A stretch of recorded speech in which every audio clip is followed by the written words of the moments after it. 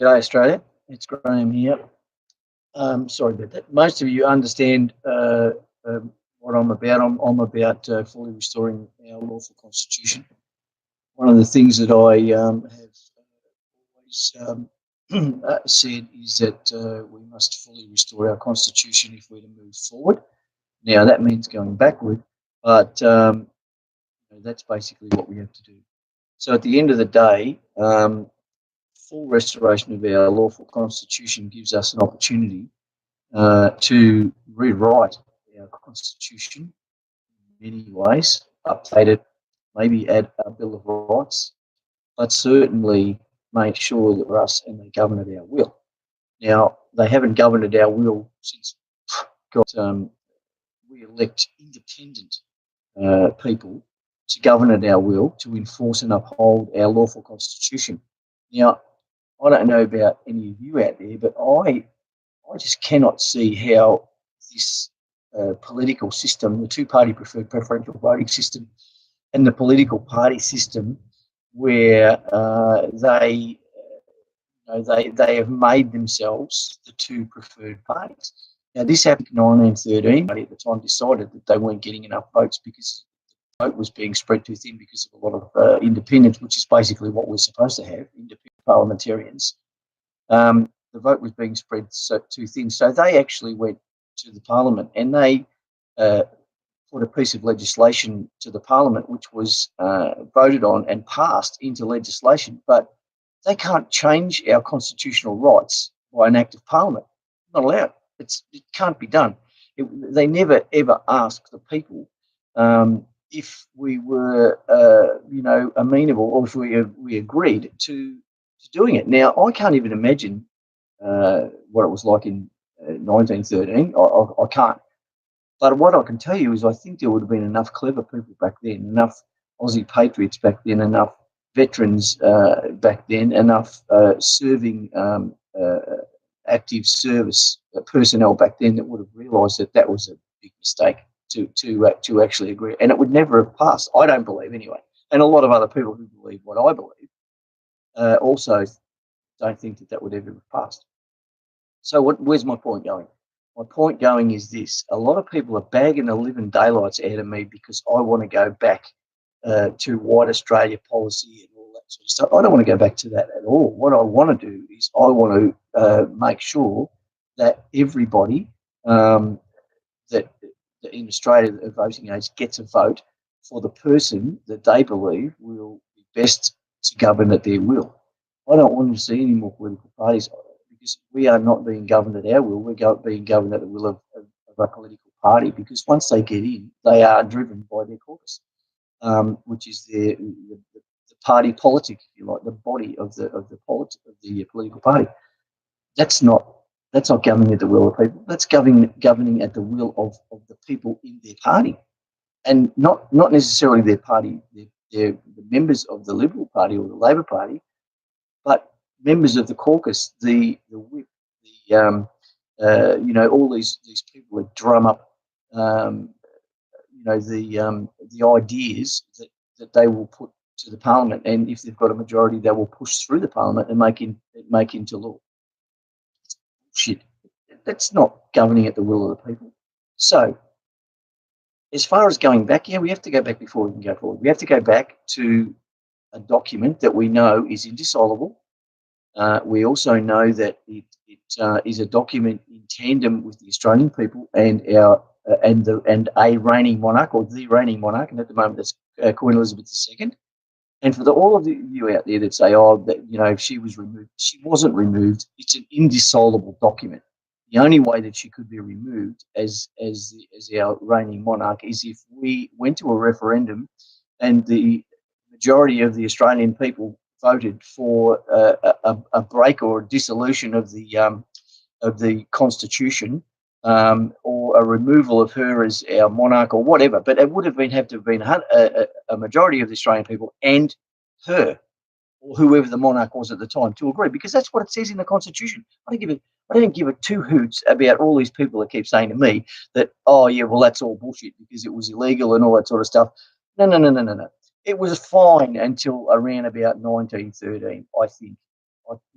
it's a bit cloudy before 1913, but from 1913 on, trust me, we've had our constitutional rights taken away from us chip by chip by chip. And all these people out there that are bagging me for pushing our constitutional right to cast a constitutionally lawful protest vote, which is an informal vote according to the AEC, which again was not put into place by the people, was put into place by the Parliament. The AEC says it's an informal vote, but just for those out there that say that it's not a vote of no confidence, you're confusing a motion of no confidence where they do have a vote, but it's called a motion no confidence in the government, and that happens in Parliament. It's got nothing to do with a vote no confidence at an election. Okay, clear that up. So our constitutional right to cast a vote, a constitutionally lawful protest vote, is to tell the AEC that there isn't any candidate there that is fit or suitable to govern at our will. That's your constitutional right. Now, for those of you who say, well, that's just a waste of vote, let me tell you something. Let me tell you a couple of things that it does. First of all, it removes your primary vote from the election, which means it cannot be preferenced. We have encouraged people and basically told people exactly what to do. You need to use a black biro or a black felt tip pen, and you need to rule a line through every candidate and put at the bottom, no candidate suitable to govern at my will.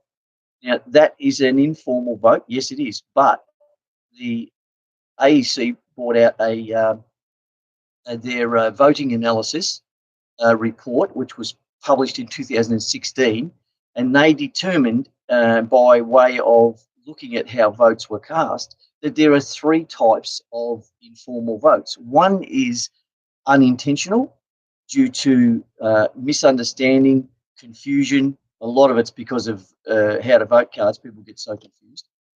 So that's an unintentional informal vote. The next category was intentional informal vote due to the ballot being defaced by profanities, slogans, scribblings, suggestions that what they could do with the ballot paper.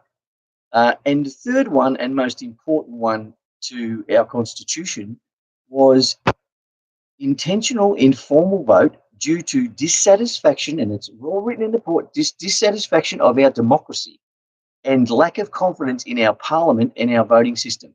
Now, if you don't believe me, look it up. It's right on the AEC website. And for those people who say to me, oh, well, the AEC said our constitutional lawful protest vote won't interrupt or do anything to an election, you believed that, and yet you won't believe me when I say there's a report, and you won't believe what's written in the report. You can't have it. You can't have it both ways. I think the AEC is saying that protest votes won't affect the outcome of the election because it's never ever been high enough. I think the highest informal, and this is intentional informal vote as a protest, is been about 11% of the total vote. So federal vote, that is. So it's not high enough to make a difference. But let me tell you this. Some of these marginal seats are held by the slimmest margin. Victorian election just happened. I still don't know what happened, but it happened. Labor Party, landslide. Now, for those of you who didn't follow it, within 2 hours of closing of the booths, approximately, they had already won 45 seats with primary votes only. They didn't even have to go to preferences. And I think at last count, they had won 54 seats on primary votes alone. Now, that is a protest vote against the Liberal Party, because that's the second party preferred, yeah? Well, as they call themselves. The thing is that this is an anomaly. It's never happened before. It's just those of us who are fighting to get rid of these two parties gobsmacked that people would just throw their votes at the Labor Party.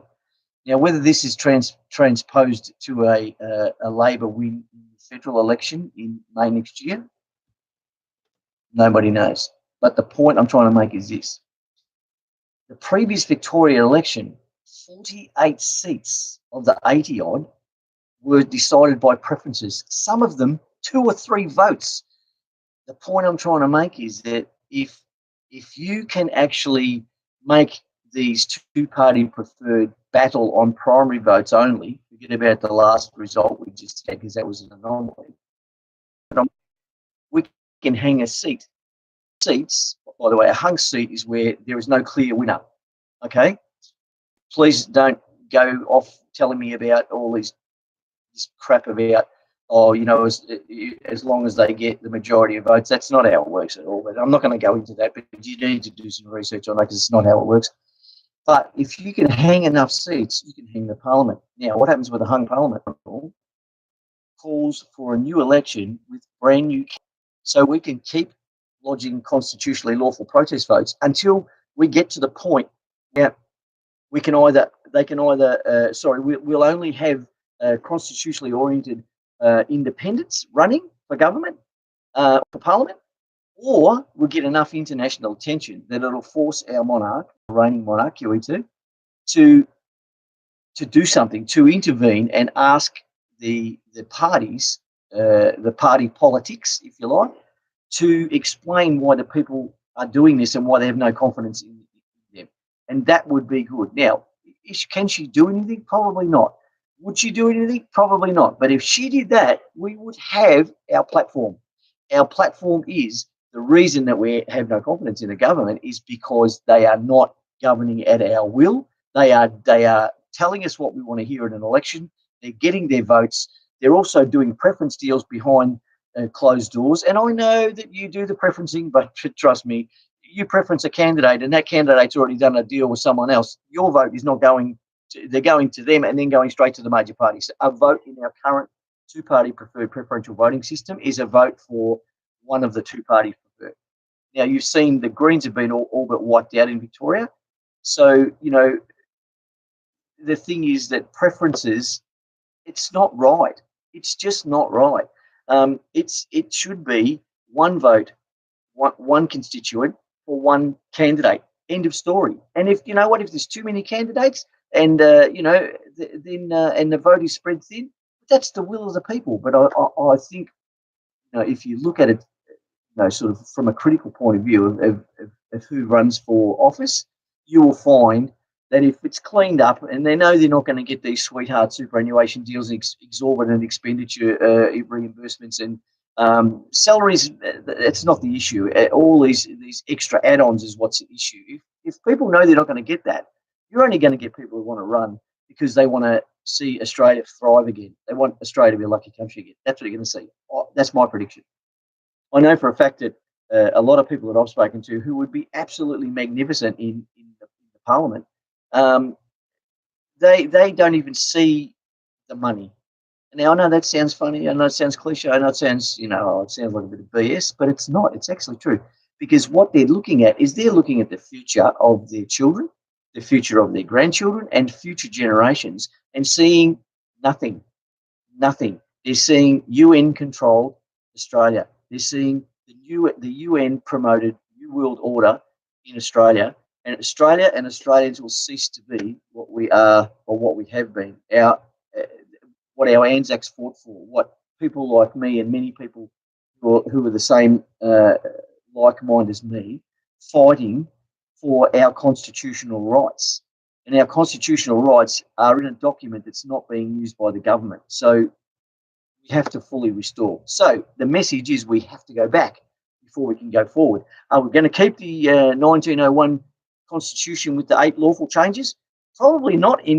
Mostly, we're going to completely change it. But the point is that it's not going to be me or a bunch of me's changing it. It's going to be a group of people from all around Australia that get together and start thinking about putting submissions in about what needs to happen in Victoria, what needs in electorates in Victoria, what needs to happen in New South Wales, in Queensland, in Tasmania, in West Australia, and in the Northern Territory.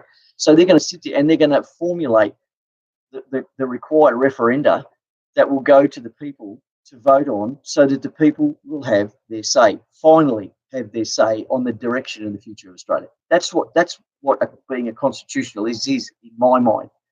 So if that's what you want and that's what you think we need, then you need to voice your opinion. You need to get in touch with me if you want. You can find me on Facebook either under my own name, Graham Jeffs, or under my my group page, Australia for Australians, or you can actually email me, grahamjeffs@outlook.com.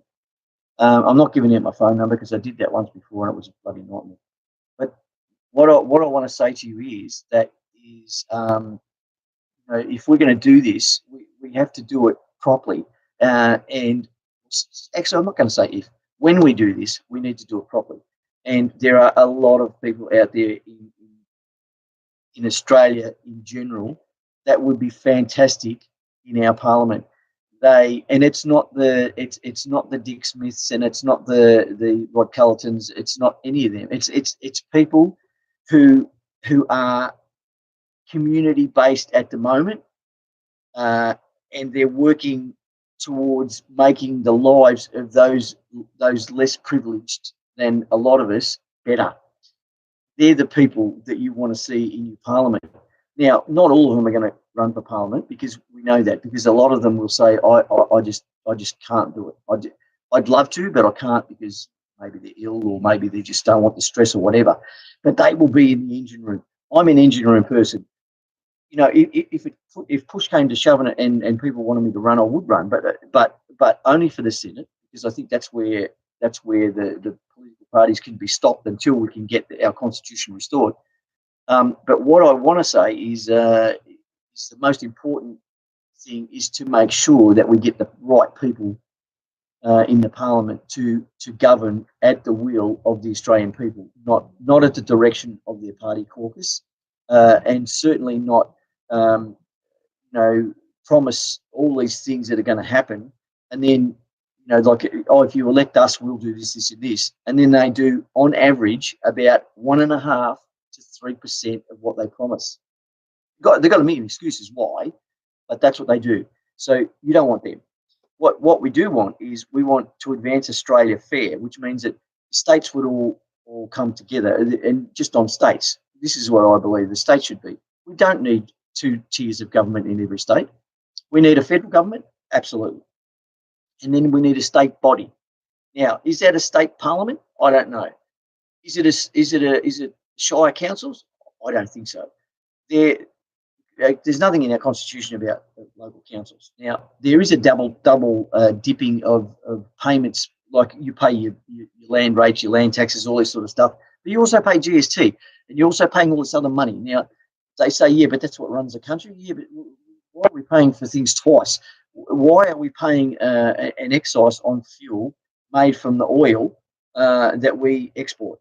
Why are we paying such high gas prices, which is a Commonwealth asset? Why are we paying such high electricity prices generated by coal, which is a Commonwealth asset? I don't get it, but I'm sure that we have enough bright people out there that can work out that we don't need to do it. All right? Why do we pay such high income tax? So that we can financially look after the mistakes of the politicians, because that's basically what we do, to honour the checks that written by the ex-immigration, the ex-foreign minister, the bishop, to honour the checks that she was giving out all over the world.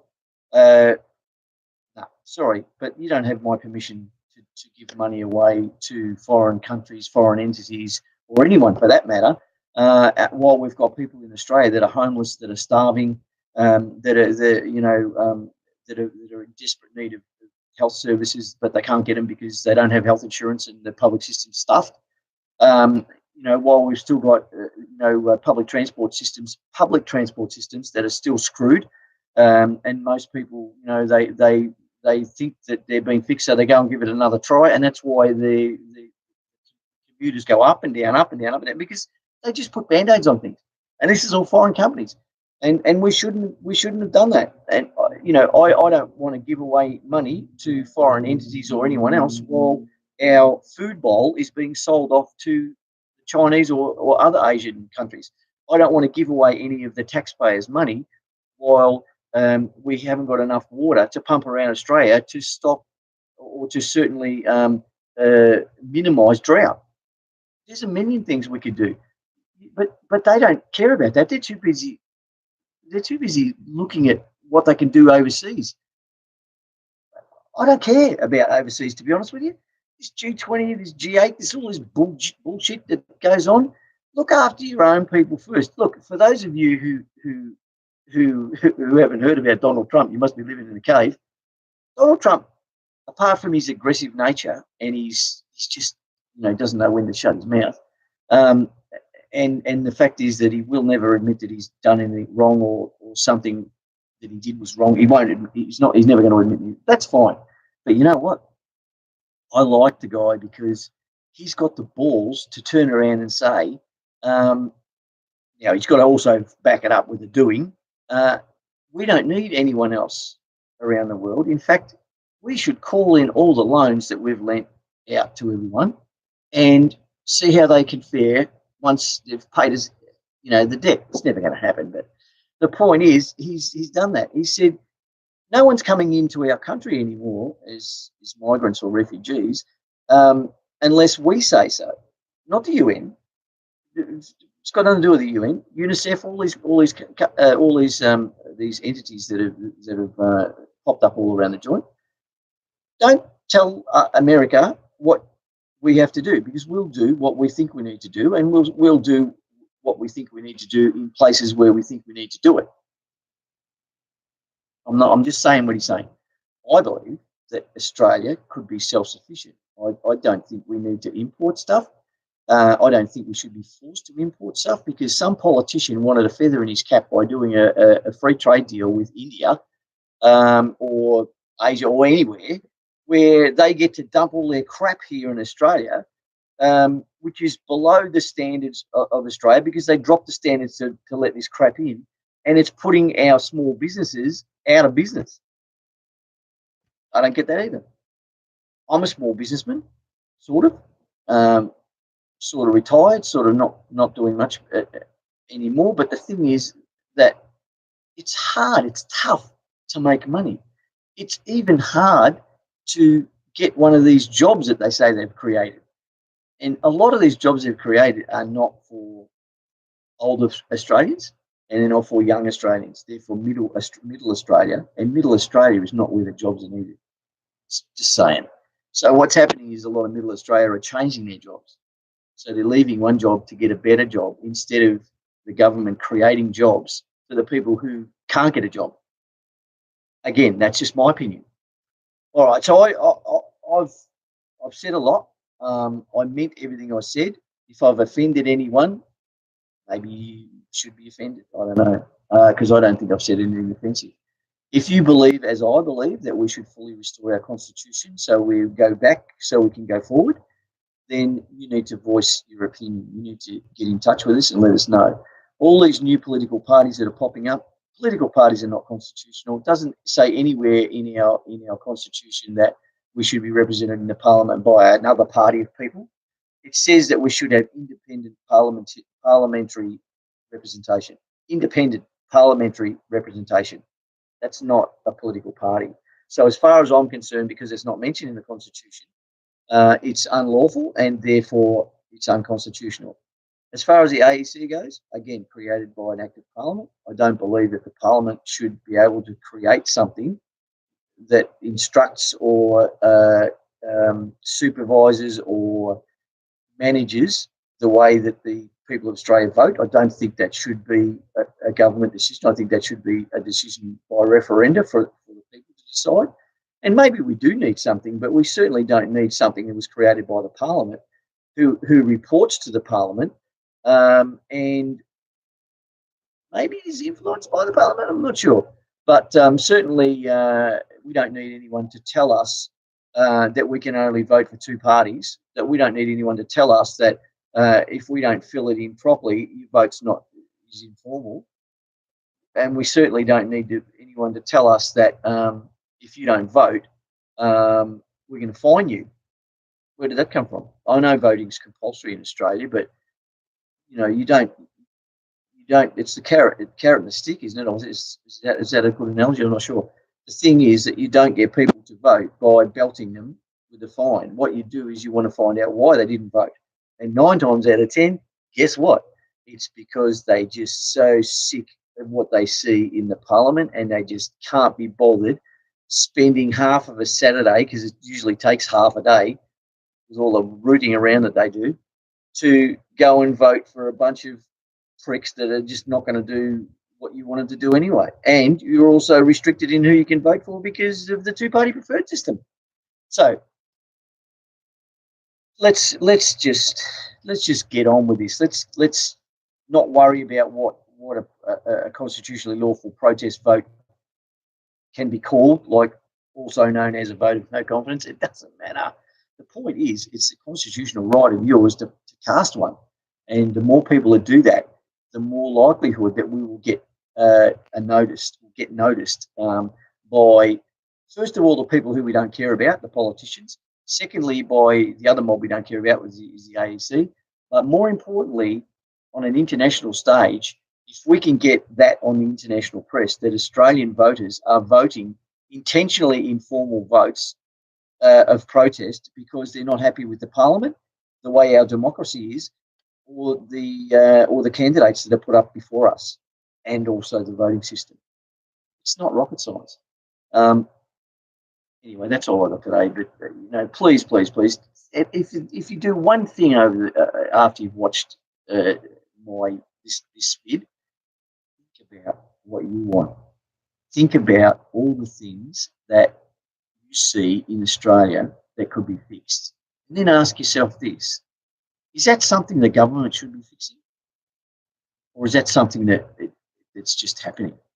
I guarantee you that 9 out of 10 times it'll be something the government should be fixing. And the reason they're not fixing it is because they do as they please.